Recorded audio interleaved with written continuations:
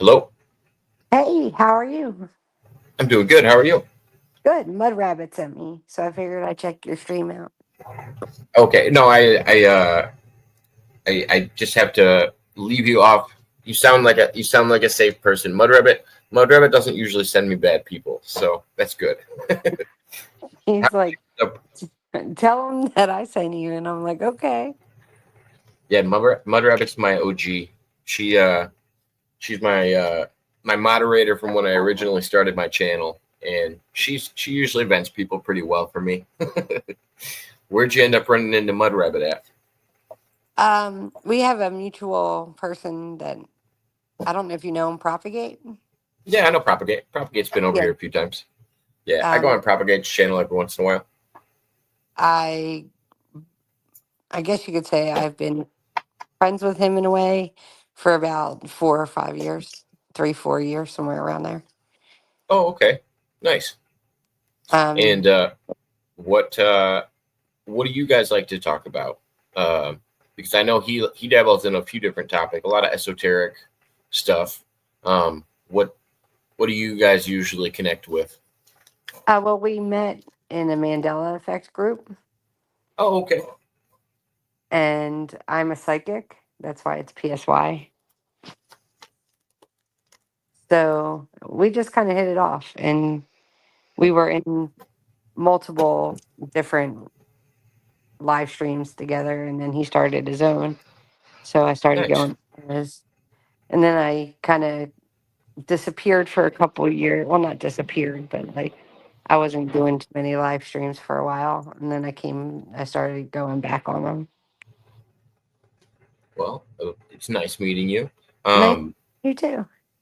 yeah, no, I think Bud Rabbit introduced me to Propagate, um, and then also Curse Zero also Yep. introduced me to Propagate. I've known Curse for a while now, but Mud Rabbit I've known forever. She's Yeah. like she's one of the few people that's actually talked to my mother. like she Oh wow. was I was on some offline show, and then Mud Rabbit joined, and my mom was in the background on a different camera. She had joined the conversation as well, and her and my mom were talking politics and Donald Trump for probably an hour and a half. It was the funniest thing. It's been a while since then, but yeah, Mud Rabbit's just a nice lady in general. She tries her best, and she's very opinionated, which I like. I like that she speaks her mind, and yeah, she's just an all around good lady. Well, Curse Zero and I go back to 2016, 2017. Oh, And okay. we talk, we don't talk a lot, but we talk about every couple months on Discord. Oh, nice, nice. Yeah, Cursed is an interesting fellow. He he thinks we have a so I don't know. I don't know how much to open up to somebody that says they're psychic. I'll let your intuition lead the conversation. But me and Kirst have an interesting past. Um, Well, that would seem and correct for Cursed. So, yeah, it's not a bad past by any means. But I don't know how you are with I don't know just ideas of existence and stuff like that. And I'm a big proponent of past lives, and feel like me and Kirst have ran into each other a few times. And this isn't our first, like me and Kirst's first encounter. That's probably the best way I can describe it without being too vivid. well, Cursed and I used to go on a live stream together back in the day, called 444. Okay. It was Jason Christopher. It was one of the original. Well, there were ones before him, but it was one of the original Mandela Effect groups, and that started in 2016. And we met along the way, and kind of he's very interesting. Um, and I kind of his ideas are sometimes confusing, but they're cool. Yeah, he definitely got a different way of explaining things to you. he'll come on my show and we'll do like me and him did a show probably I don't know week and a half ago, and it was just me and him. And he said the only people that can join the panel are people that can keep up with the conversation. And I said, well, that's fair, but my job in the conversation is usually relating it to everybody else that's listening, because Zero doesn't like to explain things. He only explains things in his way. And I'm like, all right, now let me try to make this in layman's terms so everybody else can understand what Zero just tried to say, because it wasn't as shocking as it sounds, I promise. Like most of the time he's not saying new ideas, but the way he says them sometimes scares people. Yeah, Mud Rabbit has fun telling him, don't worry, the world's not going to end. We just have some work to do. Like, I don't know, it's good. Zero keeps me grounded.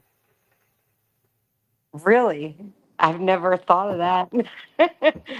Yeah, I think he's so. because he's so like I spend my time talking to time travelers, UFO abductees, like that's mostly what my channel is that we do a lot of conspiracy talk, and Okay. I'm into the whole topic of it. Time travel is probably my favorite topic, and me and him will talk about that stuff for hours, but nobody else would understand what the hell we were talking about if I didn't try to explain it to other people, because we're skipping over a lot of explaining and just trying to get into like picking each other's brains. Yeah. It gets weird. But yeah, sometimes the audience gets left behind in a conversation with me and Zero. I could honestly, I can see that because he is the way he is. I really, him and I talked a lot throughout the years, and I'm just like, he got me into the one song. He sent me a song, and now I like play it so much. And I wasn't even into that type of music. I'm more of a country girl, like country music girl. So 90s country. I have to elaborate on that. Older country, not the new 90s stuff. country.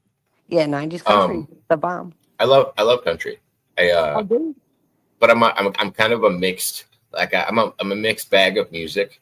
So like the country, I'll listen to any country from like I grew up with like Johnny Cash and older like rock and roll type country, and Okay. then it evolved into now Ryan Upchurch is probably my favorite country artist.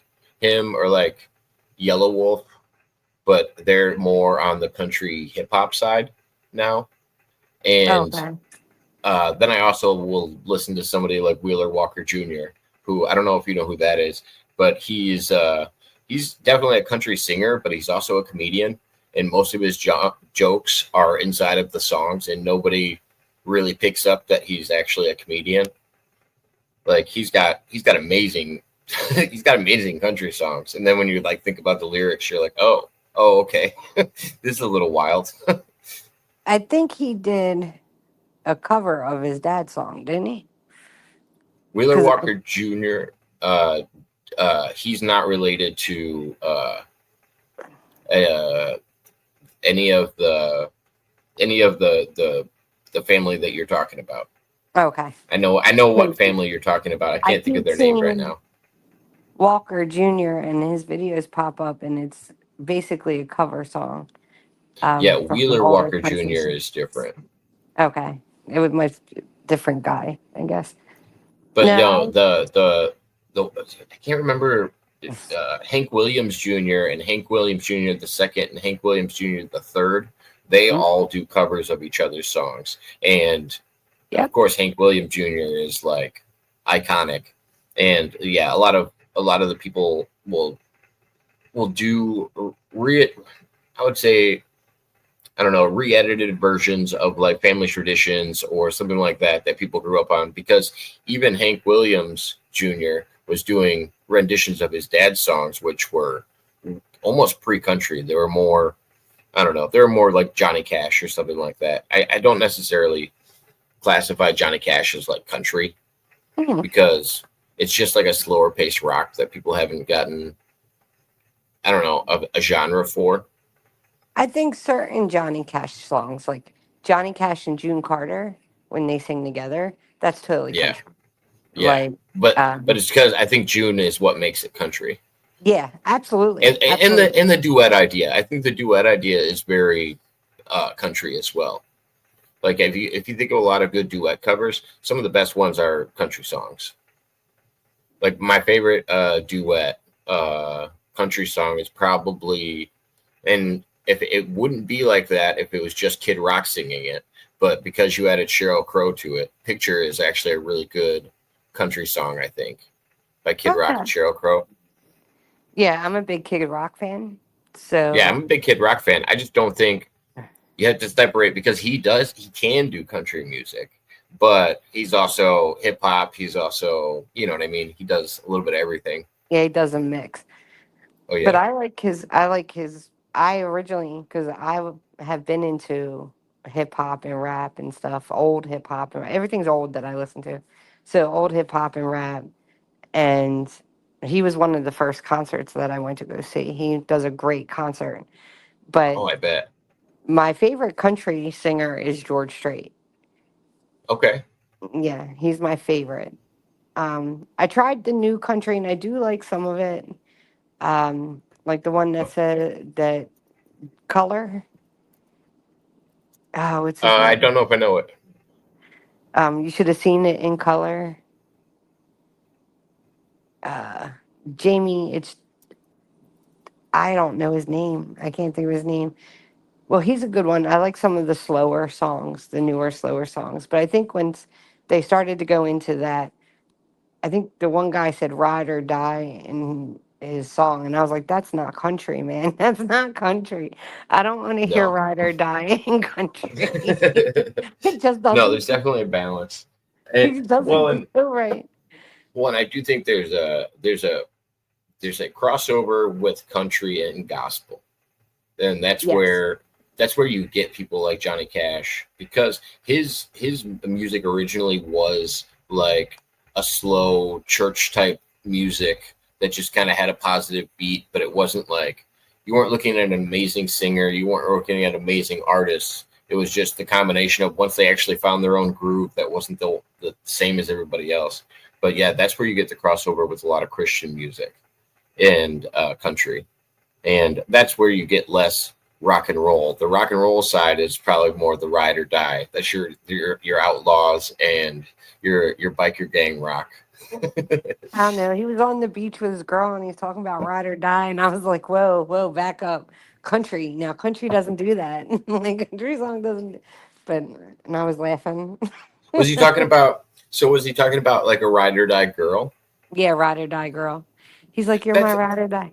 And I was like, that's fair. That's a fair I assessment. was like, right. I understand, but that's more hip hop rap. Like, when I think ride or die, I think of hip hop rap.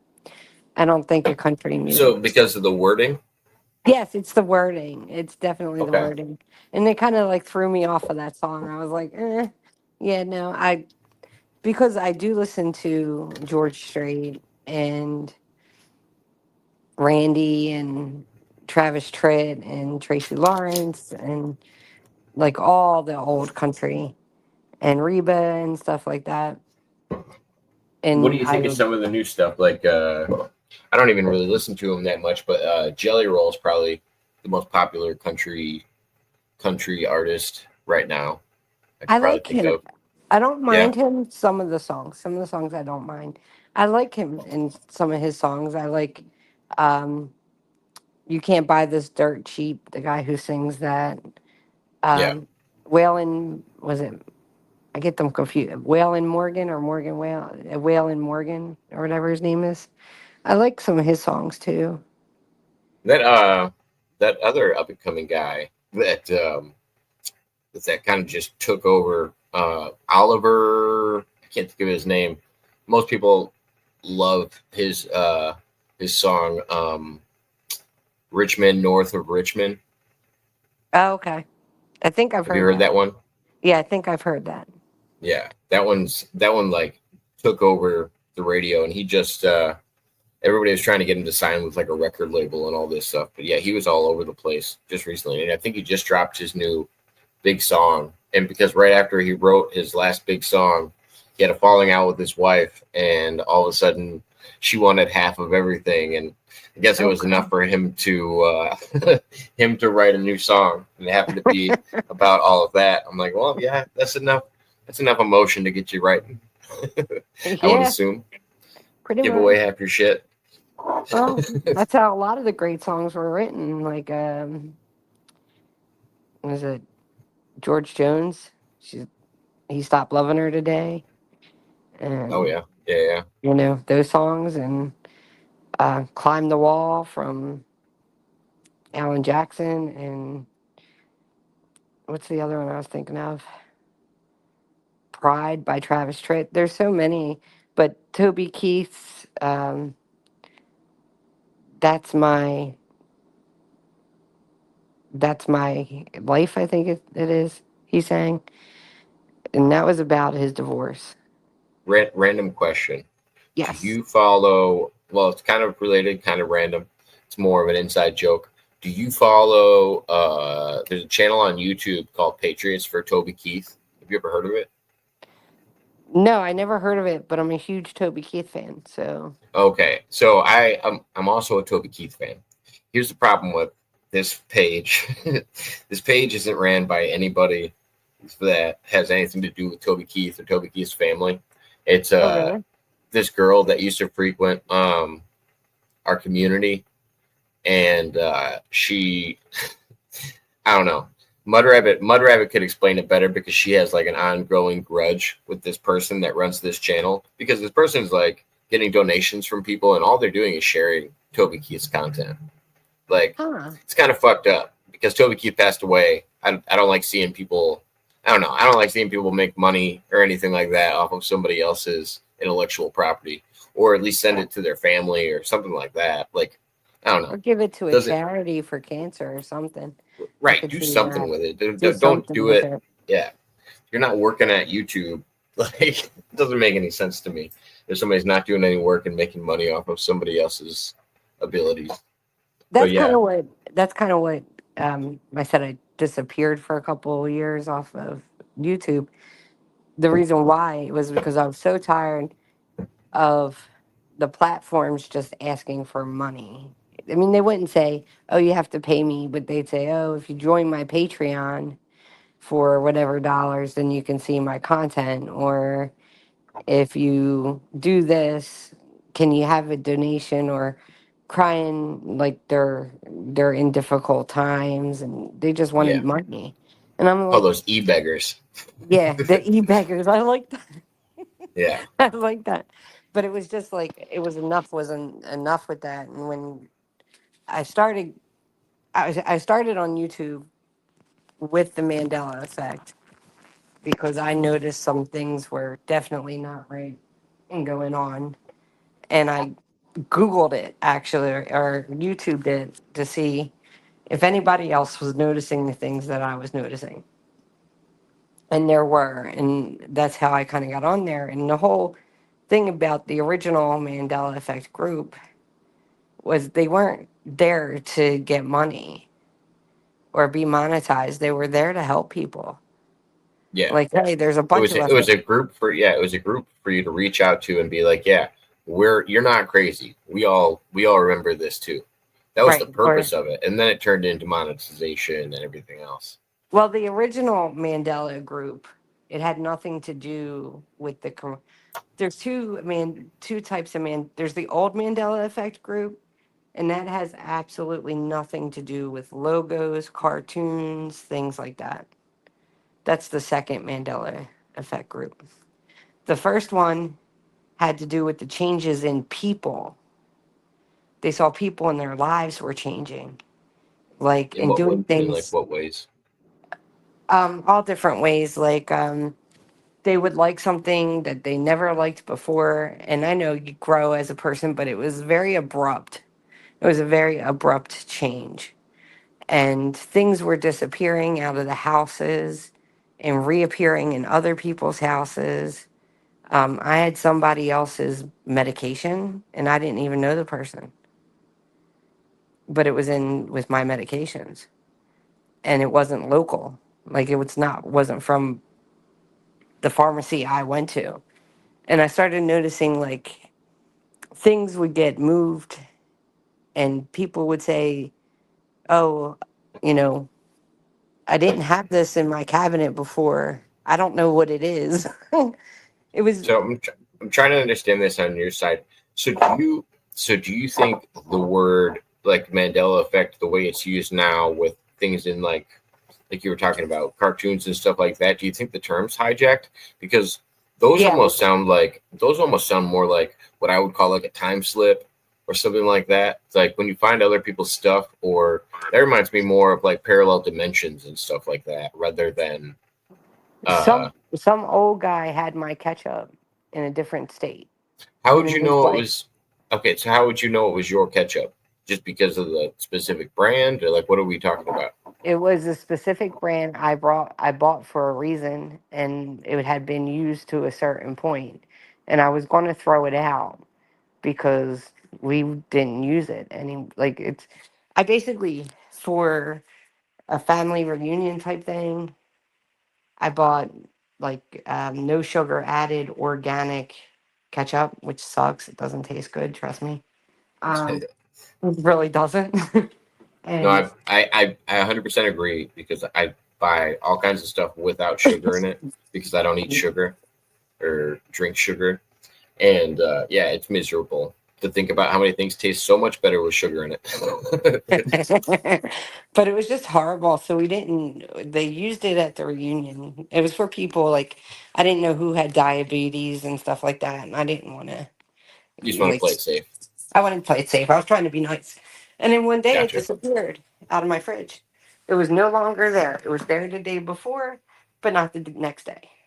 It was It's interesting that it turned up at some old guy's house because that would make so. more sense that an old guy would have that specific brand with no sugar and stuff too. So I went on YouTube because I was like, what is going on? And I was kind of scared, to be honest with you. I am a psychic, but this was not the norm in my Yeah. life. So I was like, all right, what's going on? And I was kind of a little freaked out. And I went on YouTube and just put in, and excuse my language, I don't know how you feel about cursing, but this is what I put in. I put in weird shit happening around the world 2018, and his stream popped up, and I went on his stream and he was freaking out because he had ketchup in his fridge that wasn't his, and I That's was a like, little weird. that's my ketchup. And his wife, they were older, they were in their 60s, and he's like, we found these bottles of ketchup. If they belong to anybody, I'm sorry, I have your ketchup. And I was like, that's my ketchup. And I was like, you could just throw it. And he was like, I Did don't understand. And he's like, did you we don't eat ketchup. They're not a ketchup eaters. So he's like, we don't know how it got in our fridge. And then like a couple weeks later, I found somebody else's medication. I was like, something's going on.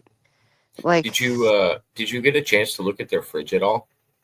yeah, the fridge Way was in different kind review. or brand than yours? Like Yeah, I was just wondering if there was any I kind don't of like know the. connection in the actual the equipment that was holding them. I don't know if I because don't. I I think don't know. I don't. Have you ever heard of what's it called? The stone is it it's stone tape theory? And it's basically the idea that memory can be attached to objects and stuff like that. And I wonder if it was like some kind of an overlap. Like I would wonder if like the product was the same. Like I wonder if they had the same fridge because maybe for some reason, if they had the same fridge and you placed it in one fridge, it Sure. was possible that it ended up in a similar fridge. But I don't know. It still blows your mind a little bit. That is a weird one. But that still is going on. There's still people that have that going on. And we just kind of stuck together. We kind of like, we're like, okay, do you see this? And we're like, yeah, we see it. And then like, it's just, it's a lot different than logos. And it was kind of just, I think it turned into like logos and candy bars and stuff like that and buildings to attract more people because it definitely took off at that point in time. Like at that point in time, it was like you could find tons of Mandela effects. And every I always try to get people that talk about the Mandela effect to try to explain to me what they think it is, because I feel like if you spend that much time thinking about it, because don't get me wrong, I've seen them. There's been times that I can point to a few of them that kind of were like, oh, that's weird. Um, but without placing them, do you just settle with the idea that they're Mandela effects, or do you think of them as like a change in the timeline? If we're living in a simulation, do you think it's like some kind of correction in the well, code? Like, well, I first don't. the first thing I do with the commercialized ones, with the new ones, the newer versions of Mandela effect. So with them, I kind of look up the trademarks, if any company sold anything to another company in another country, because that actually coincided with Kit Kat, the whole Kit Kat Dash thing. So I was like, I kind of try to debunk it first, Yeah, and then if I definitely can't explain it, um, then I'm kind of like, all right, well, I think it, it's, how do I explain this? I don't think we're the only generation that has seen this. no, I I don't just think think that we're either. I just think we're the only generation that's really talking about it.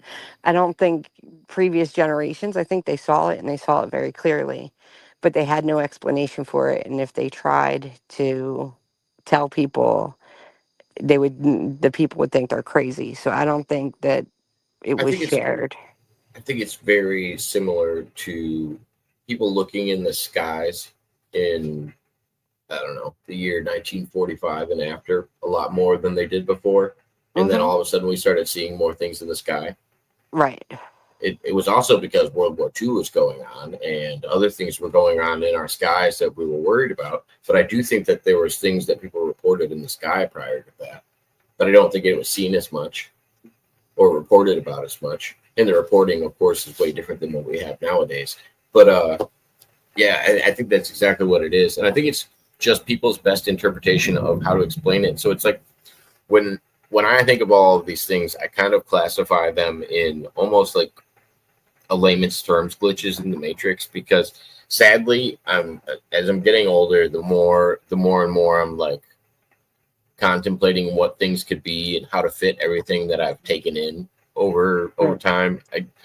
It's all seeming like glitches to me, or like that's what people are reporting on, are the glitches when they notice something out of the ordinary, when something all of a sudden isn't what it's supposed to be. Those seem like glitches to me. It makes me think more and more that we're living in a simulation, and that either we're seeing the corrections happen, and yeah, I don't know.